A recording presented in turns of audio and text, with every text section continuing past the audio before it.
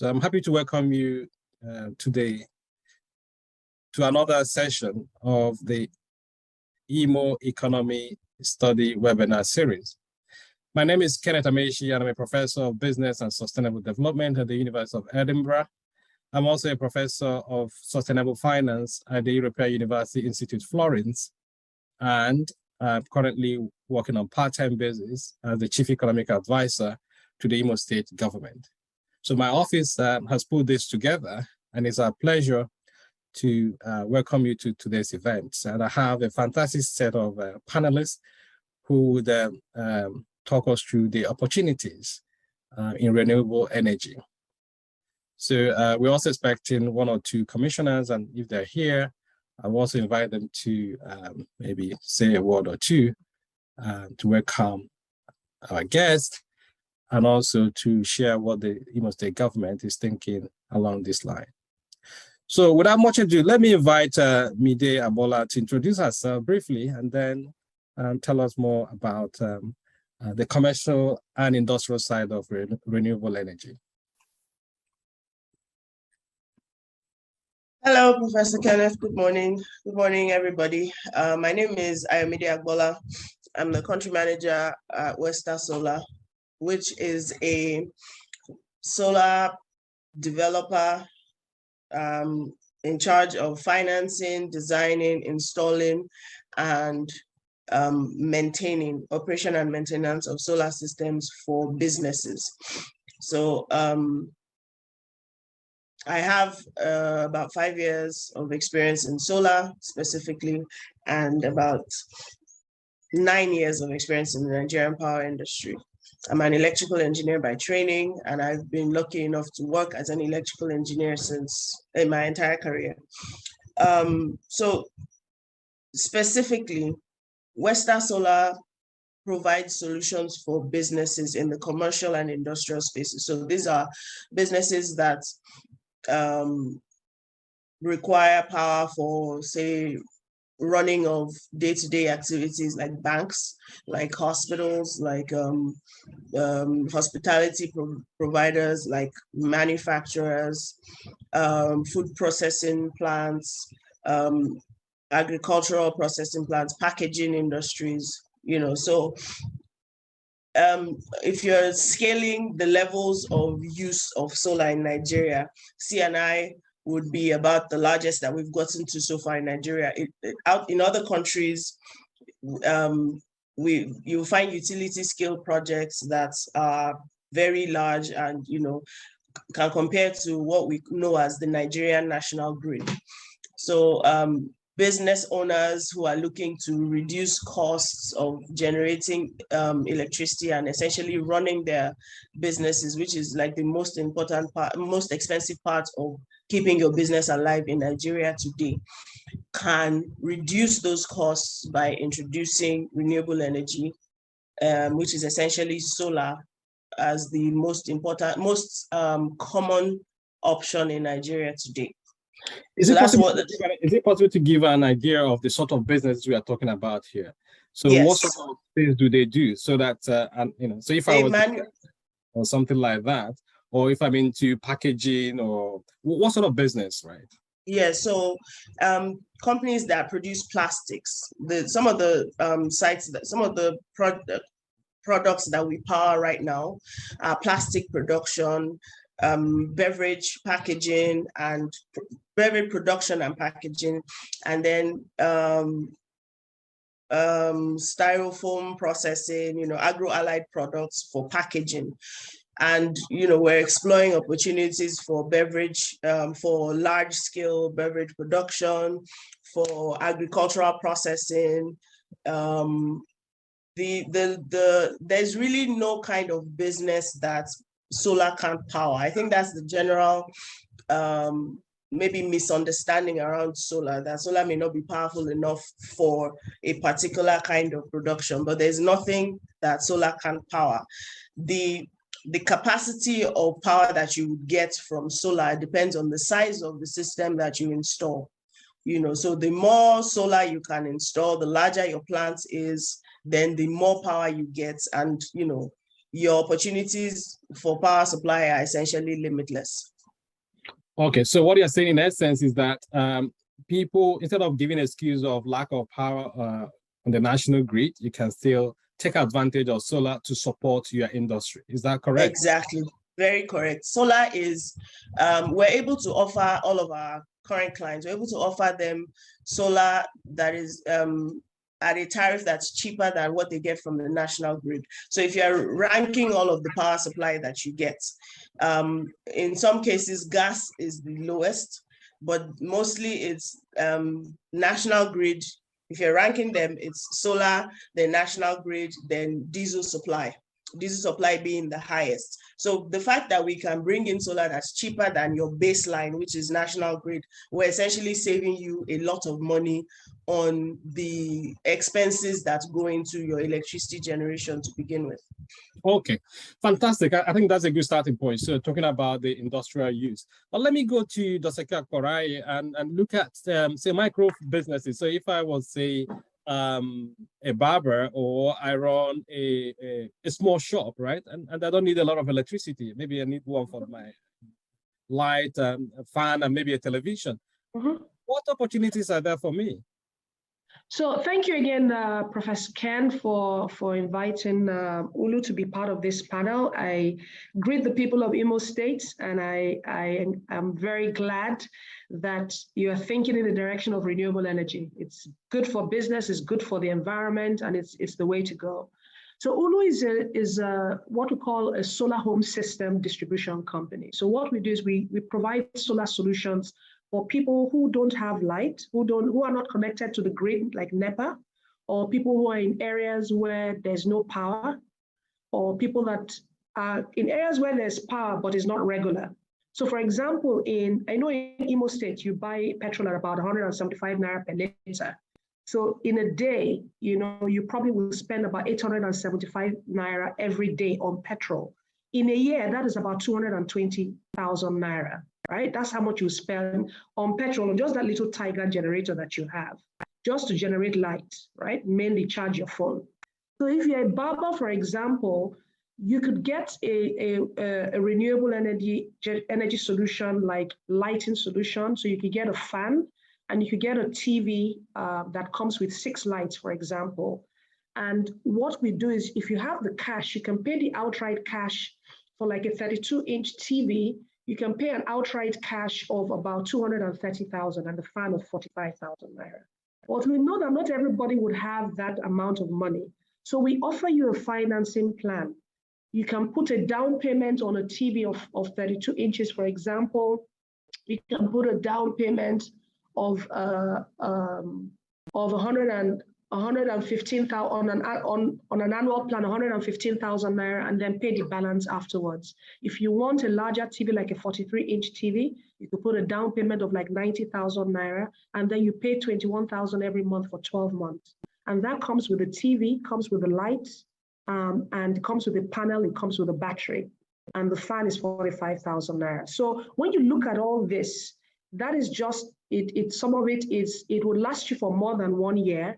And if you spend your petrol of 30,000 a year, it will not cover the cost of the generator. It will not cover the cost of maintaining it as well. So we can offer this for viewing centers. I know people, I know a lot. I think is Aimba in the East. Is it an Imo team or an Enugu team? I'm not sure. But people like football, right? Need to be careful with that one, right? I know. So you have viewing centers that can use this. The mama put that is selling food can just buy the light, portable light we have for like 9,500 naira. And you can buy that portable light. It comes with a battery, it comes with a charger. You can charge your phone as well. So you can use it at night. You can move around, with it to be able to meet your needs. Pharmacies, for example, they buy our products. We have a solar inverter of 1.2 kVA. It comes with a panel, it comes with a battery, it costs 380,000. When you have that, you can power your light, power your little injection kits. In public health centers in like more rural areas, they can use that inverter, they can use it to store their vaccines, use it to have light, fan. So you can use renewable energy products for so many different things. Ulu has a presence in Imo State. we sell in Mbise, we sell in Olu, we sell in Ihiala, we sell in so many other places across Imo State, and we're able to sell these products to people. If you have the cash or the financing plan, we hire people from those communities. So who is going to sell to you is somebody from Imo State, somebody from that LGA. They are the person that will, they're the people that will sell to you, they're the people that will install it, and if there's a problem, they're the people that will come and fix it. We offer warranty ranges from 6 months to 2 years for all the products that we sell. So we know people have had bad experiences with solar, and we've come into the market to try and make sure, one, you're on the right track in terms of clean energy, but also that we're trying to be there to support you and you don't have a bad experience. Thank you. I think what I hear you say is that solar is more cost effective. Is that the point? The key. So if you're a small business, so instead of depending on your small generator and given also what is happening in the fuel sector and the prices going up and down, you're better off with solar in a nutshell. Is that what you're saying? For sure, you're better off with solar because one is cost effective for operating costs. I just gave you a scenario of how much you will spend, running on a daily basis. For some companies is more, right? Or for some small businesses is more. For mama puts that might want their fan all day long till midnight when they close, it's going to be more than 800 naira a day that they spend. But also it's cleaner. One thing we take for granted is the effect it has on our breathing and our health. I know that when I have my windows open and there's petrol generator on for the day, I have allergies, my nose start running, my eyes start watering. So these are health conditions that we are probably not tracking. But I want to dare say that, when you look at chest infections or chest ailments that have to do, or breathing ailments that have to do with the quality of air, I'm sure that there's data that shows that it's affecting us. So yes, fantastic. Yeah, thank you very much. So I encourage the participants. I can see a good number of them. If you have any questions, please put them in the chat, and I'll make sure that our panelists answer them. So let me move to Barrister Kevin, who is based in Owerri, and ask in terms of the opportunities you see for households. So we talked about commercial usage. We looked at micro firms, the SMEs. What do you think about families and households? How can they benefit from, or what opportunities do you see for them in renewable energy? You want to unmute yourself, sir. Yeah. Thank you very much. Thank you, Prof. And all our panelists. I appreciate being here. It's an opportunity for the first time in this part of the world, and I appreciate solar. To a great extent has come of age. My company is Eco Power Resources Limited. We got incorporated in 2007. And from that point in time, we have offered residential solar installations and one or two major commercial installations. We've installed quite a whole lot. Imo State, Abia, Anambra, Enugu State, even Abuja. We're going to do installations in. What has happened, we are a pioneer group. We're also a professional group. We do systems planning, design, installation, and maintenance. We don't sell components. What we've done is to align ourselves with companies that have good quality products.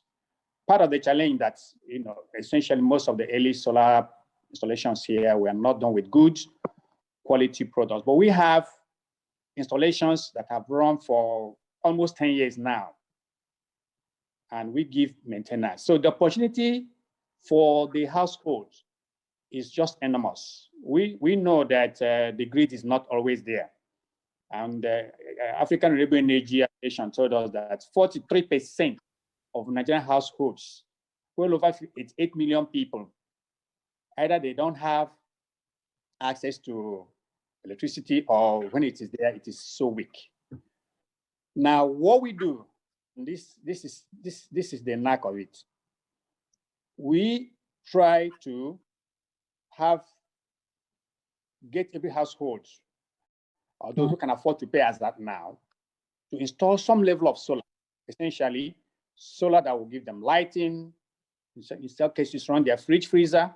In some cases, also run their ACs. We've done quite a number of installations for people who are emphasizing on air conditioning. And we encourage them because there are a whole lot of appliances now that are energy compliant that you can install in your house, even fridge freezer, inverter ACs, inverter freezers, and fridges. So the whole idea is to encourage households to consider using solar as part of the energy mix. Even if it's 1 kilowatt, we come home at night, instead of running to your generator, you can switch on your lights. At least you have lights. Basic. 1 kilowatts, 2.5, 3. And we found that there's a lot of demand now for 5 kilowatt system. People, particularly our wives, who want something to help cool down the food, provide cold water. So how much would that cost? I mean, that minimum, that people are asking for. Yeah. Before now, we were charging about 1.5 million for that kind of system. But within the past 2 months, prices have skyrocketed. Is it 1.5 million as a one-off? You pay the 1.5 million and you have it for life, or? Yes, you have it for life, yes. And we maintain it for the life of that system. So whenever you have a challenge, you get back to us. So we continue to do that.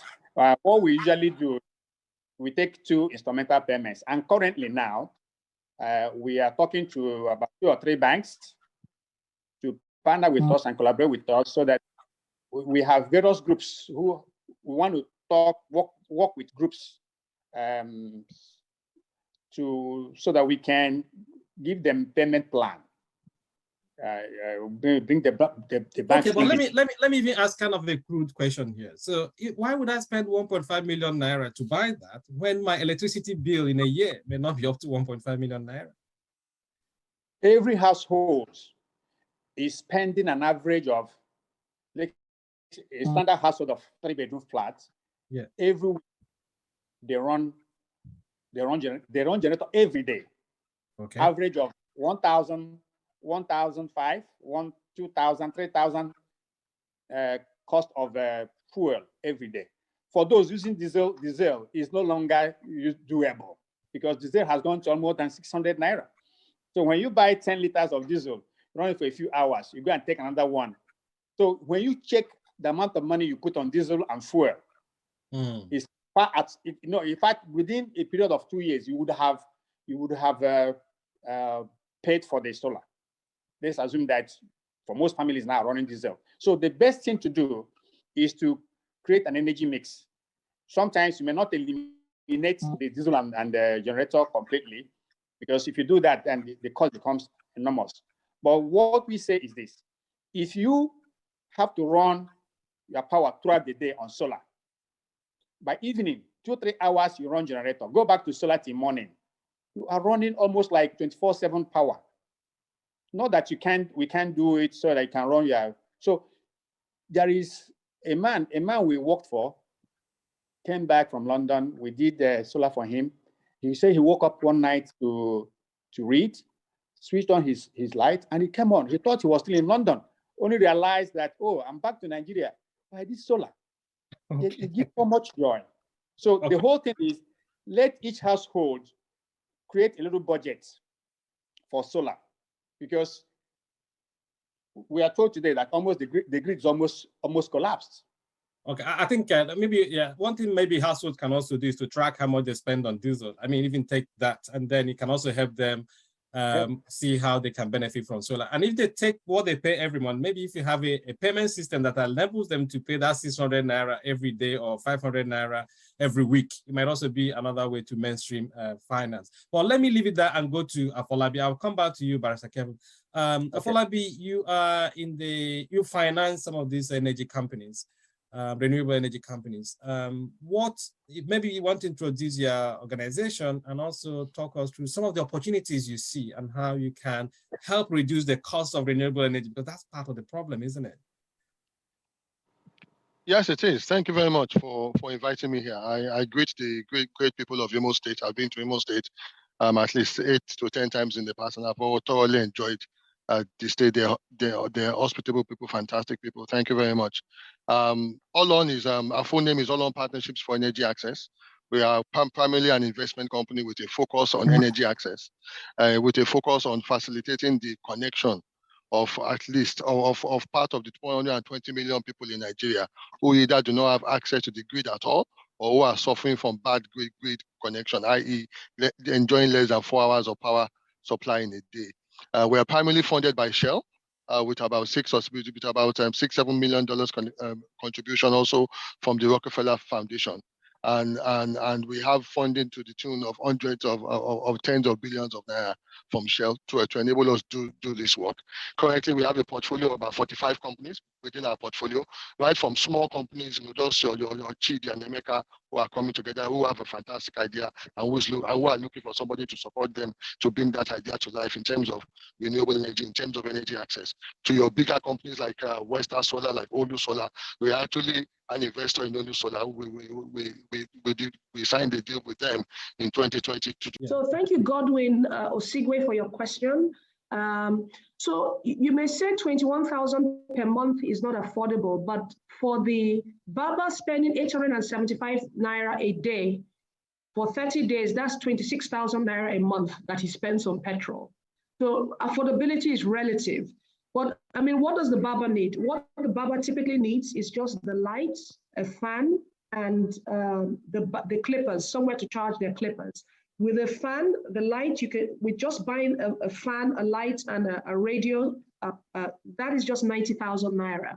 And we can offer the lighting system on a payment plan where you pay 10,000 naira a month, 10,500 naira down payment, and then 3,500 naira every month afterwards for 12 months. The fan we sell on a cash basis of 45,000. So it just depends on whether the barber wants a functional barbing salon or he wants a Rolls-Royce barbing salon that with 50-inch TV and with air conditioners and all manner of things. So it can be affordable. It just depends on what he or she decides to put in the barbing salon. But for 21,000 as a measuring point, he or she probably spends more than that if he buys fuel at 875 naira. I hope that answers your question. That's fine. And the other question on theft is beyond their competence, I guess, right? So yeah, the one on theft, we can't control it. I mean, we are exploring partnerships with to see how we can offer some kind of insurance on the system, but it's really your responsibility to look after it. Okay, fantastic. So Afolabi, do you want to come back in again and maybe speak to the opportunities you see? Now we know what your company does, but what about the opportunities you see for Imo people who are interested in this space? Yes, I think there are a number of opportunities. Like I said, I Adolon, I'm not selling any markets, but I'm supporting the people who are selling market in this space. So Olu Solar, like I said, we are an investor in Olu Solar and quite a number of other companies operating in this space. And the opportunities arise from, of course, using those products, which basically include, for example, the solar home systems, the solar energy systems. If you are an industrial entity, having what we call a power as a service arrangement with a company like Westar or any of the other companies which are operating in this space, whereby you do not carry that capex. You actually are able to sign an agreement and you guys agree that you will use this amount of power in a month, and you will basically just be paying them a tariff, more or less. They then become your own NEPA. So so they sort out all of those problems for you. How they sort it out, you don't bother, but they just give you a margin on it, and they make money, and you have assurance of that your business can continue to run without any issues. As all along, we invest in these companies, we support these companies, we make introductions for these companies, we ensure that these companies have the skills, the finance, because it's not only money, the skills, the financing, the environment, the infrastructure they need to enable them achieve their aims, to enable them grow. So like I said, we have 45 companies within our portfolio. Quite a number of them are in the East. We signed a 300 million agreement with a company called Greenage last week to enable them scale up their solar component manufacturing or assembling business in the East, in Enugu there. They're basically manufacturing components, inverters and what have you, and we're working with them. We are also an investor in Oxano Solar Limited. Oxano Solar basically is run by Chooks, one of my most favorite investors. And we've also invested. We've just added 300 million naira to the 1.5 billion naira investment we made in that company in 2020. So that is another way we are committed to that space. So we are right across the ecosystem, right across the.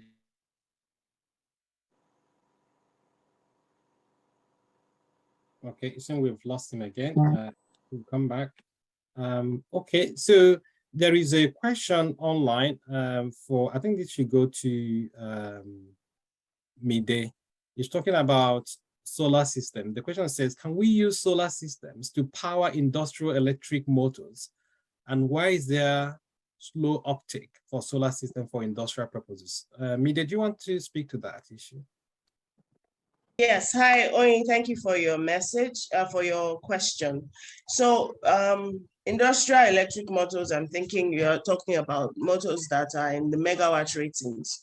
Yes, you can use solar to power them because, you can have solar systems that are also in the megawatt ratings, in megawatt levels. It's a function of ensuring that your solar system is rightly sized for the loads that you want to carry. And that is where, Western Solar now comes in to do auditing and site visits and measuring your load to make sure that whatever solution is provided for you can properly support the loads that you have. With respect to why there's a slow uptake, I think there's still an uncertainty around the capacity of solar or the capabilities of solar.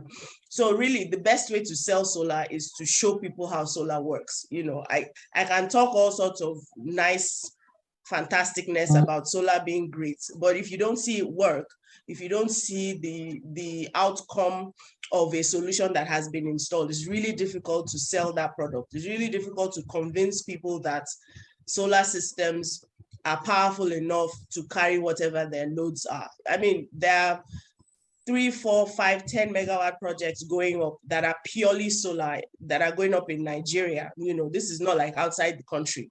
These are very large scale industrial installations for companies that run electric motors. These manufacturing companies are running huge appliances, huge equipment that are churning out products per second, and they're heavily powered by solar. So it's really just ensuring that you have a knowledgeable company like Western Solar that will do a very good analysis of your load for you and give you a solution that is tailored to your load. There's no one size fits all solution when you're dealing with commercial and industrial solutions. There has to be an audit. There has to be an understanding of what you need at your site. And then there has to be a design that is specifically for that need, to give you cost savings, to give you reliable power, to improve your operations and, essentially help your bottom line. Okay, great. Do you want to give us an idea of how much? Because I think you have not been able to do that. Okay, so what is the amount of money involved? So I know you're comparing with diesel. I think I like that comparison so people can know exactly what the comparative analysis is. Right now, diesel costs about 250 naira per kilowatt hour on the industrial scale. So that means that for every unit of energy, if you think about the units of energy that you buy from whatever your disco is, you probably buy your unit of energy at about 50 naira per kilowatt hour on the average. In the north, it's higher, it's about 70 naira when you go to places like Kano. So it's about 70 naira per kilowatt hour from the grid. The cost for diesel goes up to about 200 naira or more, depending on what your load is, depending on how your the efficiency of your generator. There are lots of things that come into place. There's no one diesel cost for everybody. But then solar you can get solar for as low as 45 naira per kilowatt hour.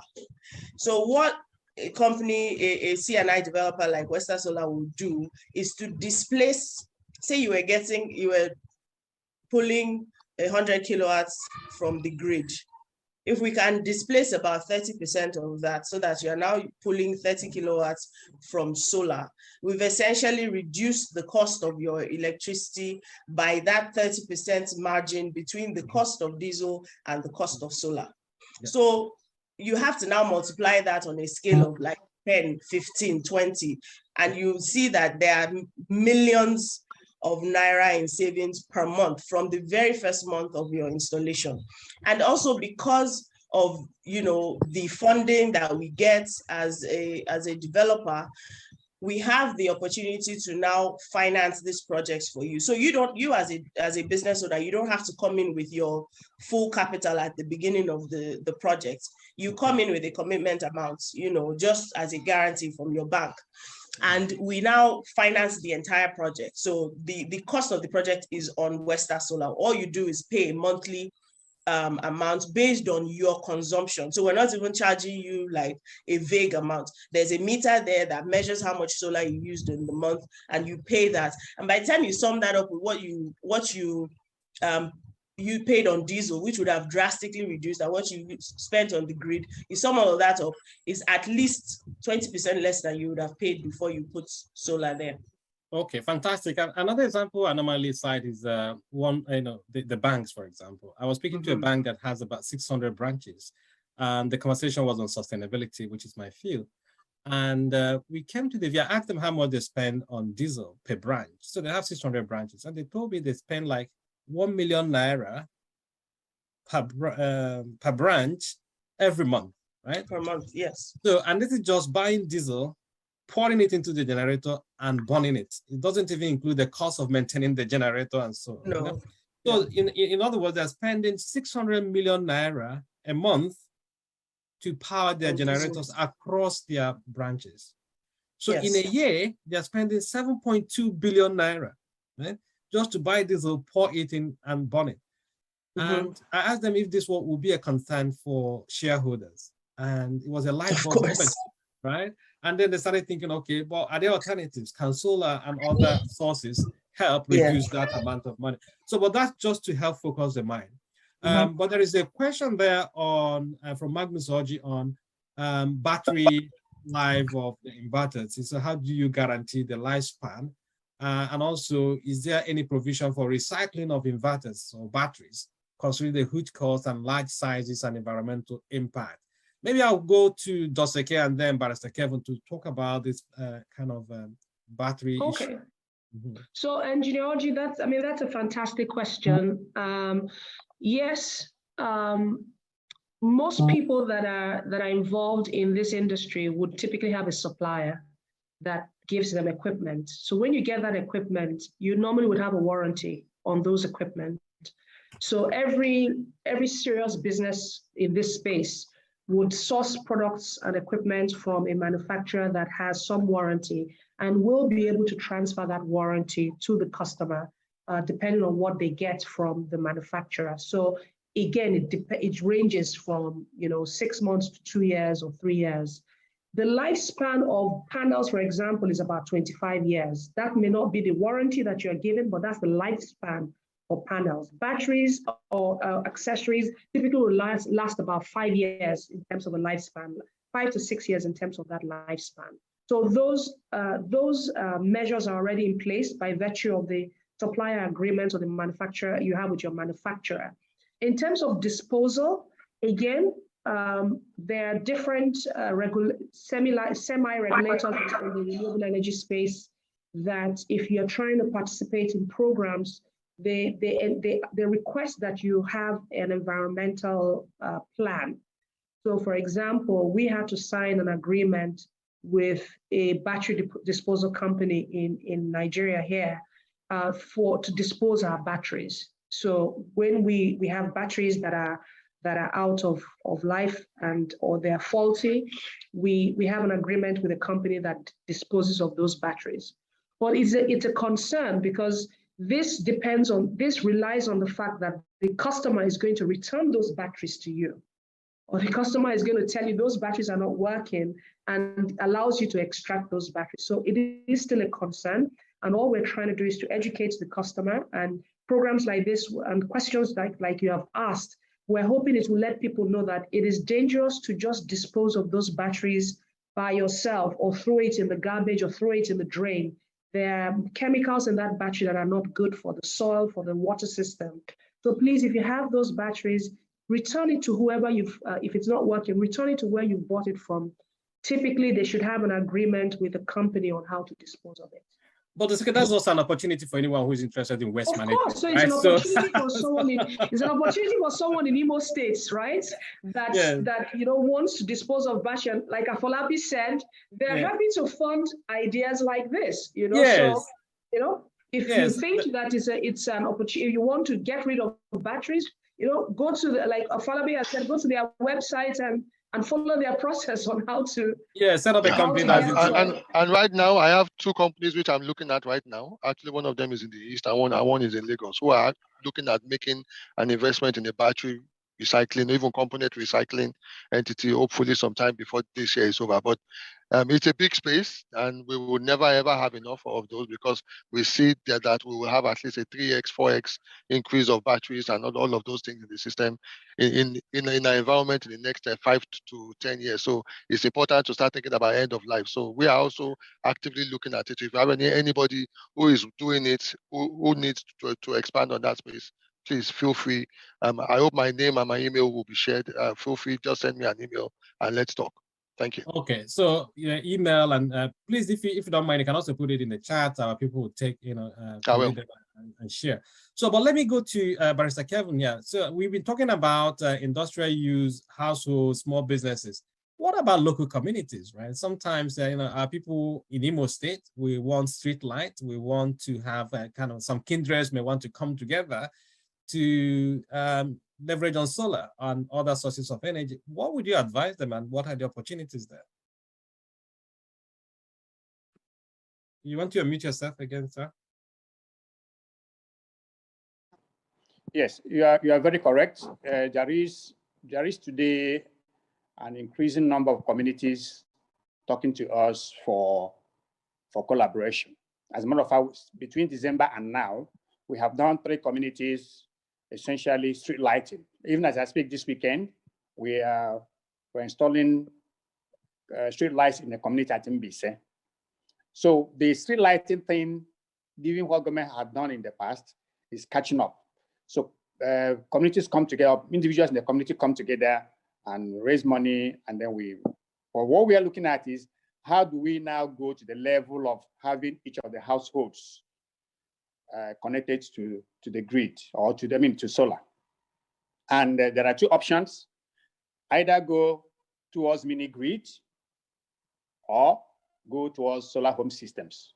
The solar home system is easy to deploy, because you can do between 100 watt system to say maximum of 500, less than 1,000 watt system. You can do that per household in each community. So just like they are doing now, contributing money to do street lights in their communities, they can also go, like the community where we are working now, we have talked to them about also extending power to the various homes. They say, let's finish this one. So that time has come. So there's an opportunity, both for us as service providers and also for the government system to encourage communities to look at solar as a way of mitigating poor power supply. So it has come that stage now, and there is opportunity. And I believe one community sees another one having power, they also come together to get it done. So is it expensive? Is it expensive? And is it expensive to buy it or invest in it? And also, how can they maintain it? So how long would a street light last, for example? Well, most street lights are running on lithium-ion batteries. It has a 5-year cycle. Mm-hmm. If you buy, of course, everything's been imported, but for us, we use only certified products that we can warranty, and the warranty with lithium-ion batteries. So they generally about 5-year cycle, and we are trying to introduce components that you can easily change the battery, so that when the batteries, because since these are LED lamps, the diodes don't die that easily. So what goes down usually essentially is battery. So we are looking at using system that you can remove the old battery and put new one, the system can keep running. So, but let me just also say something regarding battery disposal and the life of batteries. You know, the technology is changing. We have gone from lead acid battery to gel. Now we are doing wet cell batteries. And of course, we have done quite a number of installations using lithium ion. Lithium ion batteries last longer, but it's more expensive. But generally now we are doing wet cell because they are easy to maintain. When the water level drops, you top it up. So when you look at it, if you're able to get 5 years continuous use on a single battery, it will have paid for whatever expenses you ran. And it's being recycled. There are individuals, in fact, they don't even allow us to rest. People come in to buy off old batteries because of the lead content in it, the plastic content in it. So there's an opportunity for recycling, but I don't know what they do with it. So, you don't know, you need to know what they do with it. I don't know what they do with it, but because you're a lawyer, you need to be sure what they do with it. Yeah. But I think I asked one of them, they said they want the lead content, the lead content. So that's I think that's an opportunity for recycling, as we mentioned. Recycling, yes. But how much, you have not talked about how much it may cost to invest, the initial investment. For these systems? For street lights, for communities. For street lights, okay. Street lights, we charge, depending on the size of the system. The average system using like 60 watts LED, all-in-one LED, plus the post and installation, we charge about 105,000. Okay. For a stand. That is, but what we are doing also, we're also mounting on the existing electric poles at average of 45,000 for one.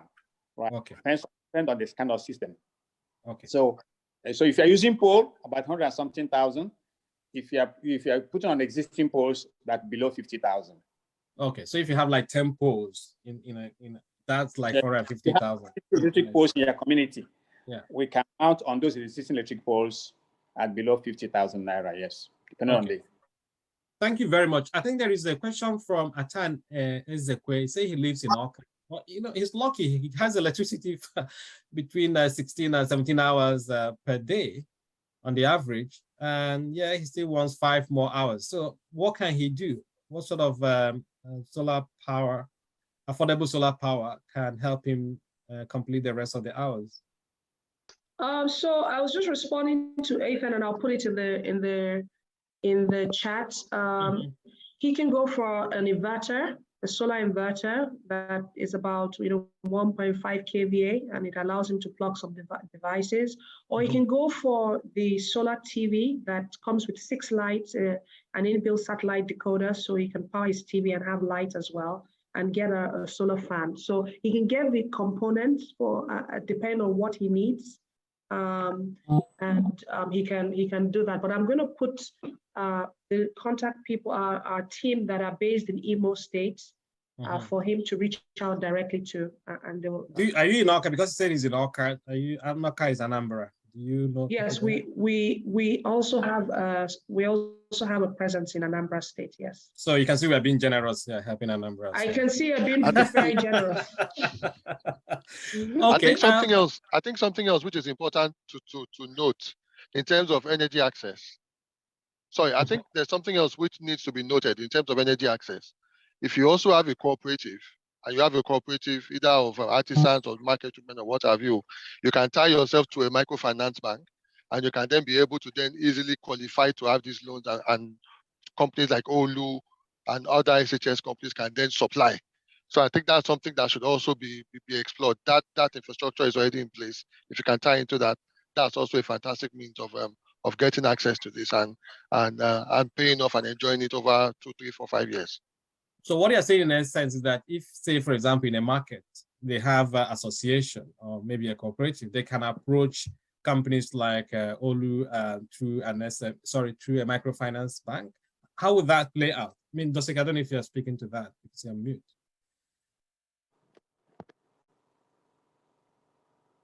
Sorry, Kenneth, can you just repeat the question? I didn't hear what you said.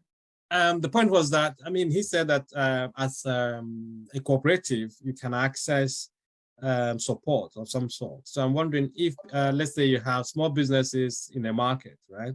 And they want to come together. So maybe like Barbers Association or Hairdressing Association. So can they come to you, and what would the process look like? Oh, yes, that's a great question. We work with cooperatives, and when we have cooperatives, what that does is sometimes we're able to give them some marginal discount because the cooperative serves as a surety for them. So we're able to sell, for example, in bulk to those cooperatives, maybe, and give them financing for like a month or two, and then they can pay back, at the end of the month. But we typically work with cooperatives to know how each cooperative is different. Some of them, they're like almost like a susu where they roll their monies to one person every month. Some of them are able to just take up bulk and then divide it amongst their members. So yes, we're able to work with cooperatives. I'm going to post our telephone number on there. It's a free, you can call us free of charge. You will not be charged for calling us. And if you let us know where exactly you are, we can connect you directly with somebody that is in that locality. We have people that are based in Imo State, like I said, and as Professor Ken has said, you're being very generous. We also have, we cover all of the Southeast. So if you're here, if you're listening and you're in the Southeast, Eastern states, we also have a presence there, and we'll share that contact with you as well. Okay, fantastic. And just to put you guys on the spot, I know you'll be talking about the products, and Mide, Barrister Kevin, and Doseke. It appears that you import most of these things, right? You source them from outside Nigeria. So my question is, if Nigeria is a big market for renewable energy, why can't those guys come into Nigeria and invest? So why are you not encouraging them to do so? I think Afolabi will answer that first. I was just going to nominate Afolabi to answer the question. My personal and painful experience, but Afolabi will answer first. Yes. Yeah, please. I can tell you clearly that even though Nigeria has the opportunity, we have the market, we have everything, we also have a lot of challenges. Manufacturing in Nigeria is very difficult, very challenging.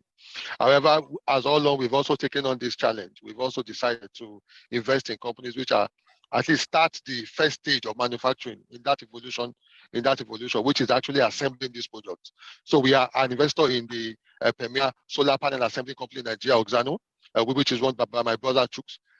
We are also an investor in Greenage, which is based in Enugu, which basically also assembles inverters and charge controllers and other components. It's a slog. It's a battle. They continue to have these challenges, but they are profitable. They continue to still make successes in this space, and we're very happy where possible to also, I think, as of today, we've committed well over 3 billion naira towards the area of ensuring that we domesticate the value chain, because it is also key. COVID has taught all of us that if you don't have part of your value chain domesticated in your country, once any shock happens, you will suffer for it. So I think it's something we are also doing something about. The scope for that is mighty, and we also hope that as a country, we can also make it easier, power our fiscal systems and what have you, to also make it easier for people to actually be able to invest in this space. Thank you.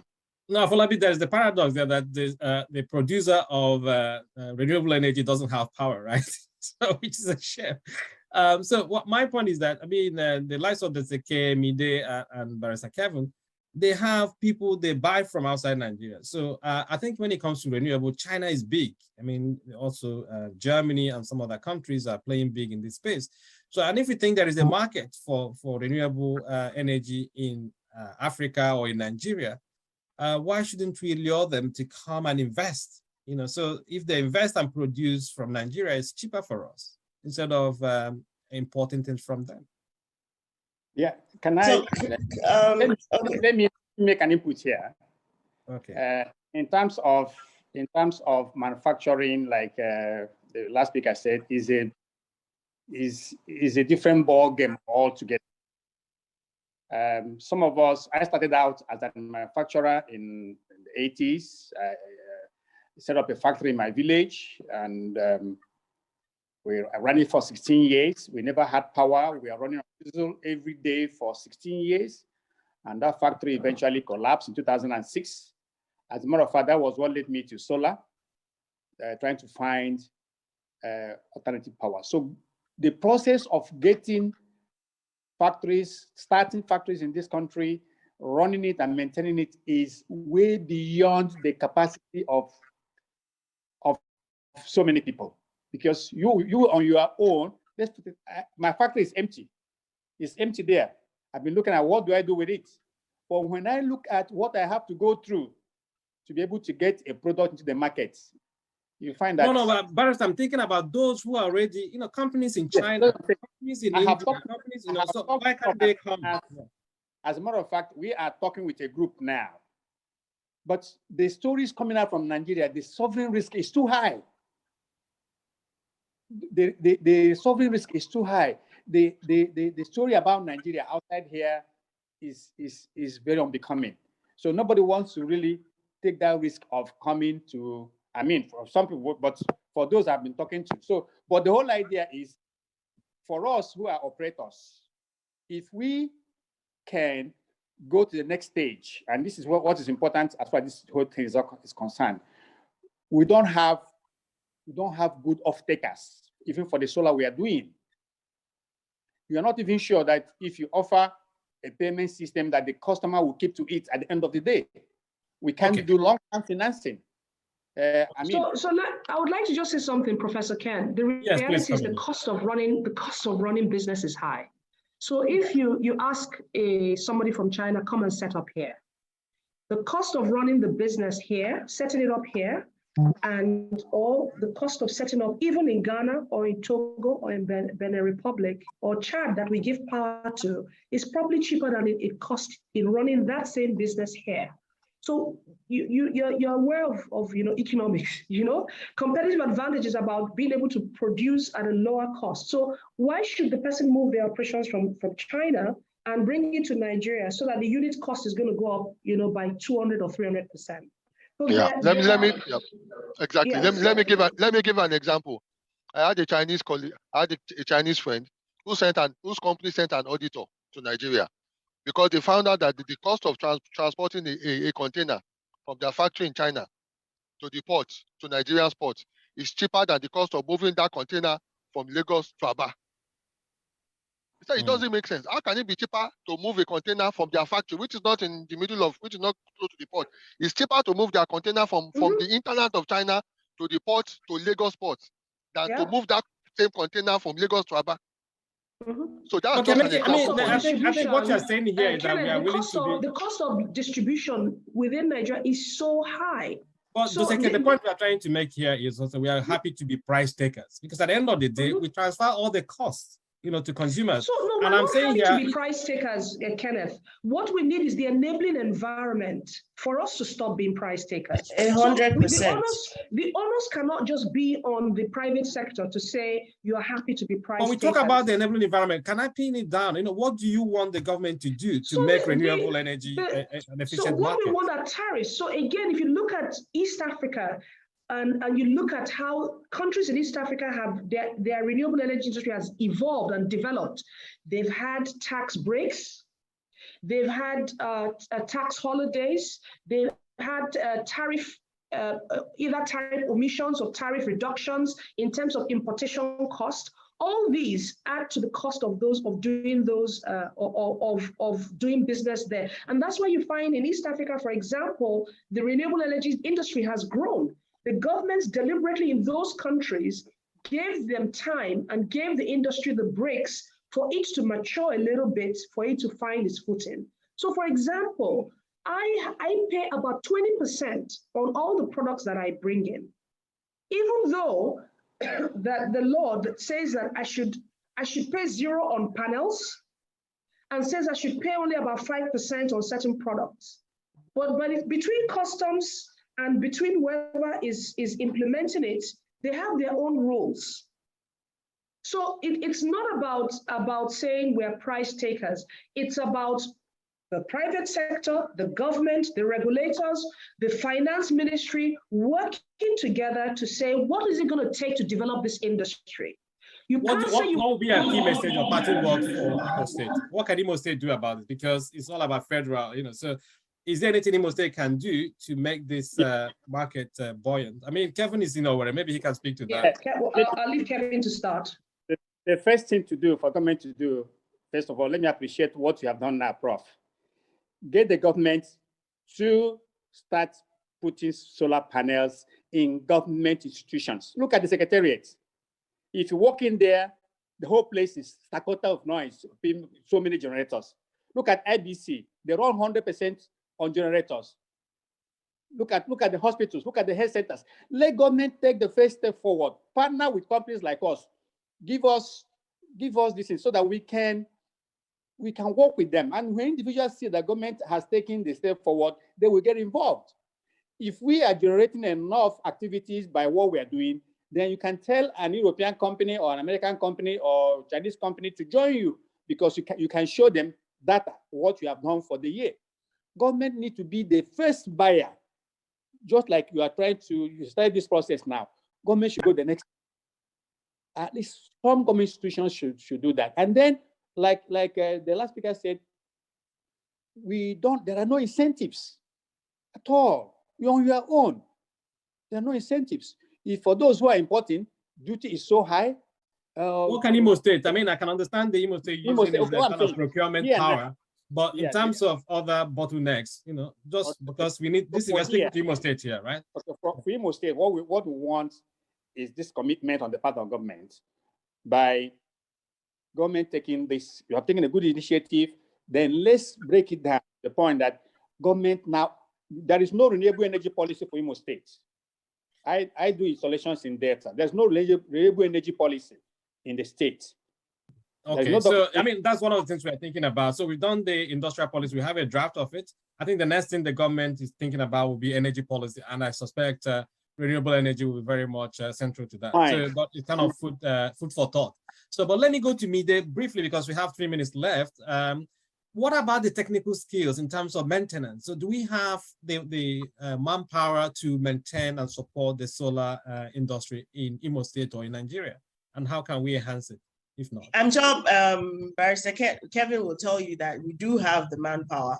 There are different grades of manpower because, there's the regular, should I say bottom tier, who can do a basic panel placement on a roof and tie the bolts and nuts. And then, that graduates to the level of being able to fully install and commission, properly integrate, program a system, and the good thing about C&I companies is that as you spread your, right? Yes, sorry, commercial and industrial companies that do installations for larger businesses is when you spread your tentacles and move into other states, instead of carrying your technicians with you, I've worked for 3 different companies who do this. They will go to the new location and then build the skills there. So as Western Solar spreads into Imo State, for example, we might bring one person who is well skilled, but we will pick up 20, 50 people who are in the community, who are willing to learn, and we'll train them, and they will be our hands and ears and legs within Imo State. So that's the value chain will continue to grow as solar expands and solar reaches more places in all over Nigeria. Imo State has a lot to benefit from. Besides the fact that you can save costs by using solar, you will also build capacity. Jobs are provided. There's more money in people's pockets. So there's a lot to benefit from this. Fantastic. So Ken, I just want to say something in terms of what Imo State can do. Would that be 30 seconds because they will cut us off? So what they could do is, one, drive entrepreneurship in that space. There are lots of ideas and opportunities. Create a hub where people with ideas on how to enter the sector can come in. And then they can also focus on generating power for the state using renewable energy and putting it on the grid. So that could be part of the energy policy in terms of generating it within the state below the national grid requirements. Those are some of the things that could. Fantastic, Doseke. So somebody on the chat, Henry. Something else which the state government can also do is to key into what the REA is also doing right now. Okay, fantastic. RAE, okay, Rural Electricity Project, REA. right? Okay, so Henry Oginye in the chat says we talked more about solar, and I agree, but there are other options like biomass. We haven't had time to go into those, but those are opportunities. But we thought that solar is a low-hanging fruit for us. So this is now an opportunity for me to thank the panelists, and I told you the time runs out very quickly. So I want to thank Doseka Koraye, Mida Bola, Afolabi, Akiro Gunde, and Barrister Kevin Mbawike, and also to thank my team, Jovita Agu and Deza Shaheme, for putting together a fantastic program. And I hope you enjoy yourselves, and also to thank the radio stations, so Caesar and Orient FM. It's been an interesting hour, and the conversation continues. Thank you very much, and all the best. Thank you. Thank you very much. I've had a wonderful time. Have Bye. a good weekend, everyone. Thank you, everybody. Thank you very much. Bye-bye. All right. Bye. Thank you.